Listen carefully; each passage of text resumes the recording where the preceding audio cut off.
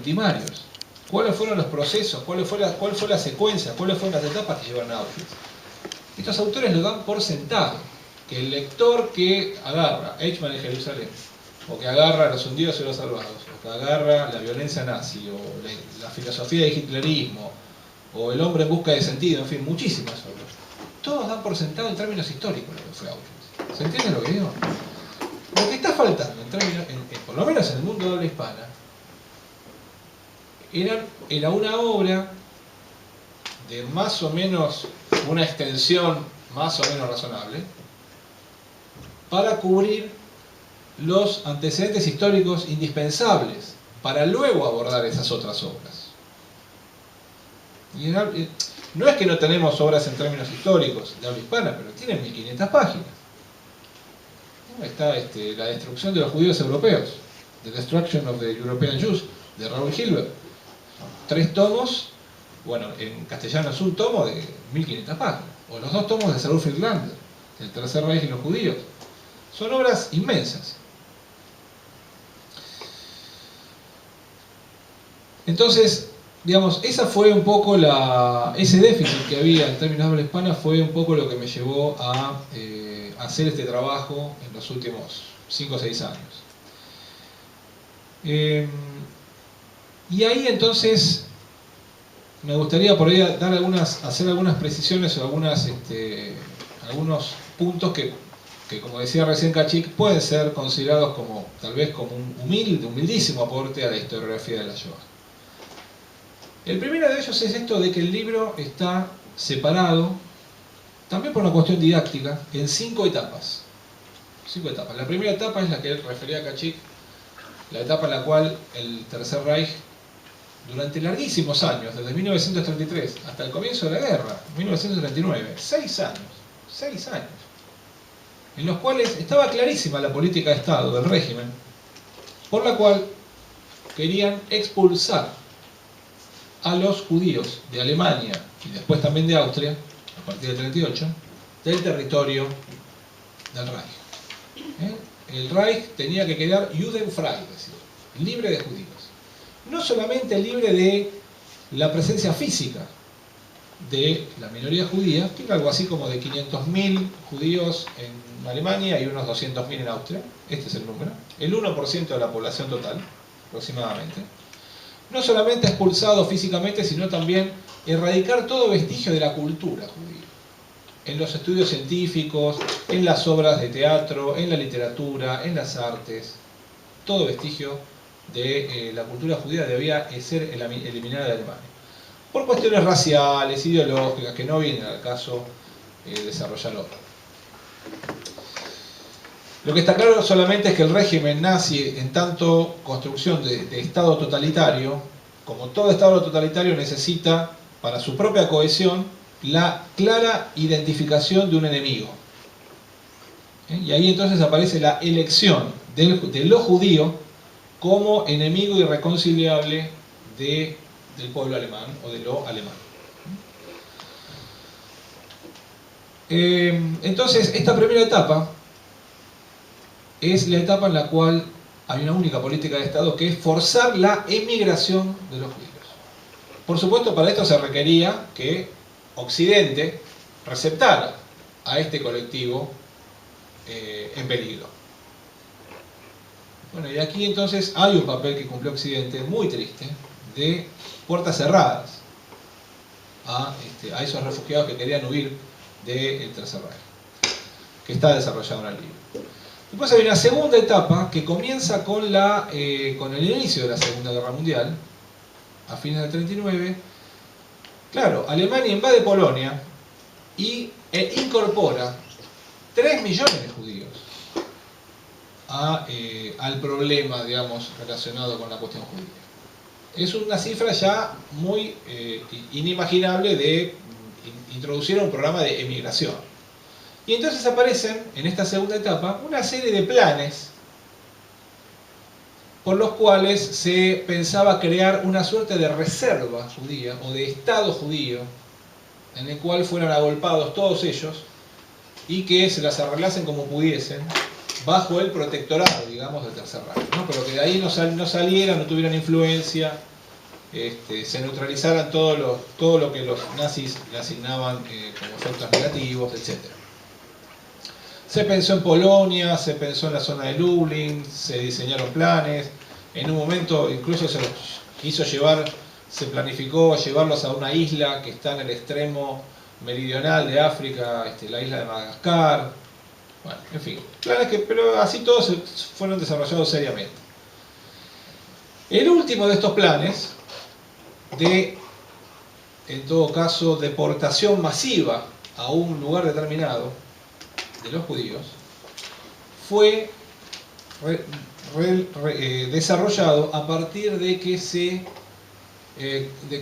Hitler decide la invasión a la Unión Soviética. Que este es un momento clave en la historia de la Segunda Guerra Mundial. La guerra entre Alemania y la Unión Soviética, lo que se llama el Frente Oriental en Europa, a partir de junio de 1941. En ese contexto,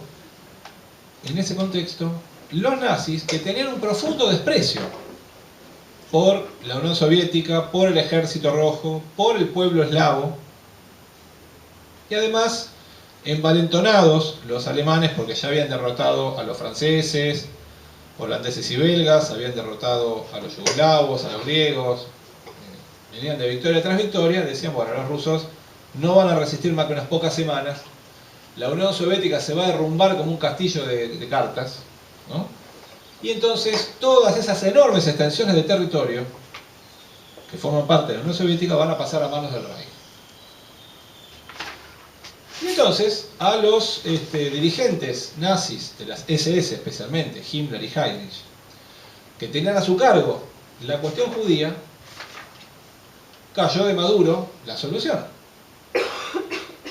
Vamos a deportar a todos los judíos, a los 10 millones de judíos que hay en Europa, vamos a deportarlos a todos ellos a las estepas y pantanos del extremo oriental soviético, allá a Siberia, en donde justamente hay campos de concentración que fueron levantados por Stalin, del sistema Gulag, ¿oyeron hablar? Los nazis no fueron los únicos que construyeron campos de concentración. El régimen stalinista de Joseph Stalin también tenía un muy complejo y enorme sistema de campos de concentración para presos políticos del régimen comunista, en donde cientos de miles de personas ya habían pasado por allí y perecido, en condiciones extremas, en el extremo ártico, ¿no? Para construir canales, por ejemplo, entre el océano Ártico y el Mar Blanco, y muchas otras medidas que se habían tomado en el gigantesco régimen soviético. Entonces los nazis decían, con toda lógica, Reinhard Heydrich se lo dice a Joseph Goebbels, el ministro de propaganda, los dos furiosamente antisemitas y muy preocupados por la cuestión judía. Heydrich le dice a Goebbels, cuando derrotemos a la Unión Soviética, para la primavera del año 41, no va a quedar otra que los trenes regresen del frente de batalla, cargados de las tropas victoriosas, ¿sí? Y del botín de guerra, de los trofeos y los botines, del saqueo. Regresan al rey. Esos mismos trenes van a volver al extremo oriental europeo cargados de judíos, que van a ir a parar al sistema de campos de concentración de los comunistas, que ellos mismos, como judíos, y por lo tanto bolcheviques, contribuyeron a construir. Era una lógica perfecta. Los campos de concentración de los comunistas, que según los nazis fueron construidos por los, digamos, digitados por los judíos, ahí iban a perecer entonces los judíos europeos. Esa era la lógica y ese era el plan. Y ese plan tenía un antecedente exitoso de 20 años antes, o de 30 años antes, que había sido el genocidio de los armenios, perpetrado por el régimen de los jóvenes turcos, un aliado de Alemania en la Primera Guerra Mundial, y que contó con un enorme asesoramiento e influencia del ejército y del Estado alemán en aquellos años, 1915-1917. Los alemanes tenían perfectamente detallada toda la información relacionada con el genocidio del 1,5 millones de armenios en poco más de 1 año y medio o 2 años. Y por lo tanto, las estructuras burocráticas del Estado nazi no hicieron más que inspirarse en el exitoso, entre comillas, genocidio de los armenios, exitoso en el sentido de que fue coronado con la más amplia impunidad de parte de los perpetradores, y coronado porque la verdad, entre comillas, oficial del régimen turco y del Imperio Otomano fue que esto nunca había sucedido y que nadie se acordaba de los armenios, cosa que era cierta. Y entonces, los nazis, inspirados en el genocidio de los armenios, no hicieron más que desarrollar un plan para deportar a todos los judíos a Siberia. Que es algo que no está convenientemente puesto a la luz en la historiografía del Holocausto hasta el día de hoy. Yo no me atrevo a dar las razones, ni me explico por qué, pero es un episodio clave en la historia de la Shoah, el desarrollo, digamos, del plan de deportar a todos los judíos a Siberia, que además tuvo un episodio que fue coronado con un episodio de la historia del Holocausto, que todo el mundo lo conoce, que todo el mundo refiere, que es una conferencia que hubo en las afueras de Berlín, que se llamaba la conferencia de Wannsee, tal vez ustedes oyeron hablar, que se desarrolló el 20 de enero de 1942, en donde Heydrich, uno de los principales responsables de la solución final, presenta ante un grupo de funcionarios del régimen nazi, de todas las áreas, el plan de deportar a todos los judíos a Siberia. Pero, por razones que a mí no se me escapan y no alcanzo a comprender, la inercia de los historiadores respecto de la conferencia de Wannsee ha sido desviada y se ha instalado como que en la conferencia de Wannsee se presentó la solución final de las cámaras de gas y de los hornos crematorios, cosa que es falsa y que no es así, no es cierto. En la conferencia de Wannsee no se habla de las cámaras de gas, ni directa ni indirectamente, ni bajo eufemismos. En la conferencia de Wannsee se presenta el plan Siberia, el plan de deportar a todos los judíos a Siberia, que hasta ese momento seguía con alguna vigencia. Y entonces, esta es la tercera etapa. La tercera etapa de la obra, y de lo que yo creo que es la secuencia que lleva a la solución final, es la instalación muy seria y muy detallada del plan de deportar a los judíos a Siberia, que comienza en octubre de 1940, cuando Hitler decide traicionar a Stalin y invadir la Unión Soviética, y hasta la conferencia de Wannsee, que es la época en la cual ya está claro que, para sorpresa de todo el mundo, los soviéticos resistieron a la invasión alemana. Hay un momento, a mi juicio, si hay un momento clave, crucial, un antes y un después, un momento bisagra en la historia de la Segunda Guerra Mundial, ese momento ha sido la batalla de Moscú. La batalla de Moscú. Octubre, noviembre y diciembre de 1941. Todas las fuerzas acorazadas y de infantería disponible de los nazis rodeando la capital soviética, y los rusos resistiendo con todas sus energías, el pueblo y el ejército ruso resistiendo. Finalmente, la crudeza del invierno y la resistencia de los defensores hizo que Moscú no cayera, y eso luego se convirtió en una derrota, porque hubo una contraofensiva, y luego ya la suerte quedó echada para el Tercer Reich a partir de ese momento.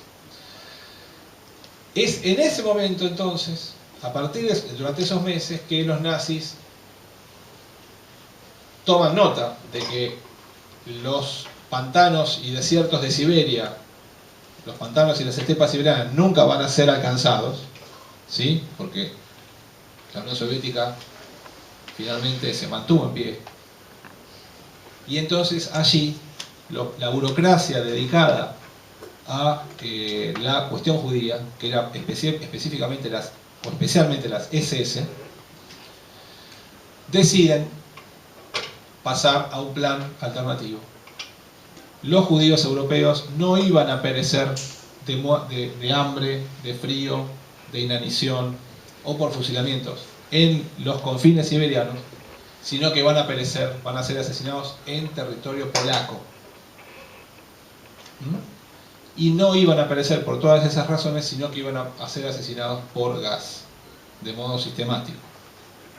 Es a partir de ese momento que se construyen y emergen los 6 campos de exterminio, todos ellos en territorio, actualmente territorio polaco, en aquel momento se llamaba Generalgouvernement, ¿no? Gobierno general, a cargo de Hans Frank, otro líder genocida del régimen nazi. Y es ahí entonces, esa es la secuencia, digamos, que va a desembocar en Auschwitz. Kachik al principio también hacía referencia a esta cuestión de la búsqueda de los métodos más racionales. Y ahí también hay algo muy interesante y muy preocupante, porque ahí se ve también la técnica, la búsqueda de la reducción de costos y del aumento de la producción en clave, ¿no?, de producción capitalista o en clave de producción muy propia del siglo XX y por lo tanto de la modernidad. Porque los nazis en el frente oriental, tal vez ustedes ya han tenido acceso a este episodio también terrible del Holocausto, que fue que a medida que el frente oriental, los nazis iban conquistando terreno en Ucrania, en Bielorrusia, en la Rusia Blanca, en los países bálticos, detrás de ellos se desplegaron unidades asesinas dedicadas a fusilar, frente a frente, cara a cara, hombres, mujeres y niños por la sola condición de ser judíos. Había que limpiar todos estos territorios de judíos. Ahora, este método de los fusilamientos era sumamente deteriorante desde el punto de vista psíquico y físico para los asesinos. Y además había gasto de munición, de tropas, de armamento, de transporte, que podían ser utilizados en el frente de batalla. Y además esto requería la participación de decenas de miles de asesinos. Los Einsatzgruppen, como se los denominaba, tenían formalmente una nómina de algo más de 30.000 ejecutores, a los cuales se sumaron por lo menos otro tanto de unidades auxiliares, que eran autóctonas, bielorrusos, ucranianos, letones, lituanos, que participaban también de las masacres. Algo así como, en total habrán sido 100.000 personas participando directamente en la matanza de niños y niñas, de ancianos, de mujeres, que se sabían eran absolutamente inocentes e indefensos, inermes, que no tenían nada que ver con la cuestión de la guerra. Ahí viene entonces el salto racional de la reducción de los costos y del aumento de la producción. La respuesta a ese salto racional es el campo de exterminio. La respuesta es Auschwitz, es Treblinka, es Belzec, Sobibor, Majdanek y Helmro, los 6 campos de exterminio. ¿Por qué? El campo de exterminio es un recinto muy pequeño, de muy pequeñas dimensiones. Un lugar de llegada de las víctimas, normalmente en trenes, una estación, bajan las víctimas, van a un galpón como de estas dimensiones, ahí se los despoja de todos sus objetos, sus ropas, las valijas que traen consigo, el calzado, el pelo, se los despoja de todo, engañado se los lleva a otra sala donde hay una cámara sellada, allí son sometidos en 20 minutos, media hora, al efecto o bien del cianuro de hidrógeno, un compuesto químico que al contacto con el aire se convierte en gaseoso y es de alto efecto mortal, o bien con motores a explosión instalados, fijos.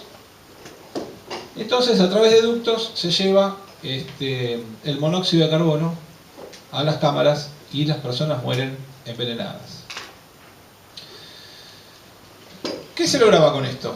Bueno, se pasaba de 100.000 perpetradores a una docena. Porque además, las cámaras de gas eran accionadas por las propias víctimas. Que tal vez fue el producto más perverso. De toda la perversión nazi, el producto más perverso. Ingeniarse la conformación de pequeños equipos formados por las propias víctimas, llamados Sonderkommando, o comandos especiales, que a cambio de un mejor régimen y de un mejor trato, accedían a conducir a las víctimas a las cámaras de gas, convencerlas para que se saquen la ropa, ¿no? Retirar los cuerpos, retirar los cadáveres de las cámaras de gas y llevarlos a los hornos crematorios o a las piras al aire libre. Los Sonderkommando, de los cuales conocemos porque algunos de ellos sobrevivieron y son testigos y sobrevivientes y han escrito libros incluso, sobre todo de Auschwitz. Entonces, primer costo, de decenas de miles de perpetradores a un puñado. Segundo costo, aquí no hay munición, ni hay tropas, ni hay armamento, ni hay combustible. Hay una baja también en este otro tipo de costos. Y por último, también los nazis evitaban la enorme dispersión de rumores por todos lados a partir de la participación masiva de miles de personas. Pasaron a ser absolutamente secretos. Y miremos la cuestión por el lado de la producción. Claro, un pelotón de fusilamiento puede masacrar algunas cientos de personas por día, como de hecho sucedía. En las cámaras de gas, por ejemplo, en Treblinka, que era un campo de exterminio que se levantó en 1942 y funcionó hasta fines de 1943, a donde fue a parar el grueso de los judíos de Varsovia, que estaban en un gueto y había algo así como 350.000 judíos. Todos ellos, o la gran mayoría, fueron exterminados en el campo de exterminio de Treblinka. En Treblinka había 12 cámaras de gas, de ladrillo, que funcionaban con gas de un motor a explosión. En 1943, Treblinka tenía una capacidad de producción de cadáveres, que así se lo denominaba, de 10.000 víctimas por día. 10.000 víctimas a diario. Y lo mismo en Auschwitz-Birkenau en 1944, cuando se pusieron en funcionamiento los 4 complejos de cámaras de gas y hornos crematorios que están, hoy mismo se los puede ver derrumbados, dinamitados, pero están ahí presentes en el fondo del campo de Birkenau. 10.000 víctimas por mes. Llegaba un tren a la mañana con 3.000 judíos húngaros, por ejemplo, en junio de 1944. Esos judíos húngaros, en 2 horas y media, estaban saliendo sus restos como ceniza por las chimeneas de las cámaras de gas. Al mediodía llegaba un segundo convoy ferroviario con otros 3.000 judíos húngaros. Y a última hora de la tarde, 7 de la tarde, llegaba un tercer convoy. La racionalidad instrumental puesta al servicio del mal absoluto. Todos los avances de la técnica moderna, de la química, de la física, de la ingeniería, de la arquitectura, puestas al servicio del mal absoluto. Esto es Auschwitz. Y este es entonces el cometido. Digamos, a partir de esto es que Adorno dice esta sentencia que nos llega a nosotros también. Todos tenemos que preocuparnos para que Auschwitz no se repita. En cada parcela del saber nadie está salvo. Ni las matemáticas, ni la ingeniería, ni la arquitectura, ni ninguna de las ciencias sociales. Todas tenemos que reconfigurar, replantearnos nuestros paradigmas. ¿Se entiende lo que digo?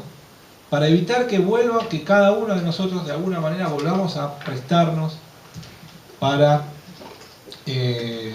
ser funcionales a un genocidio.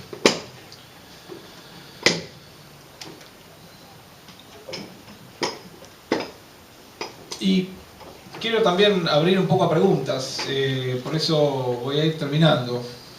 Eh,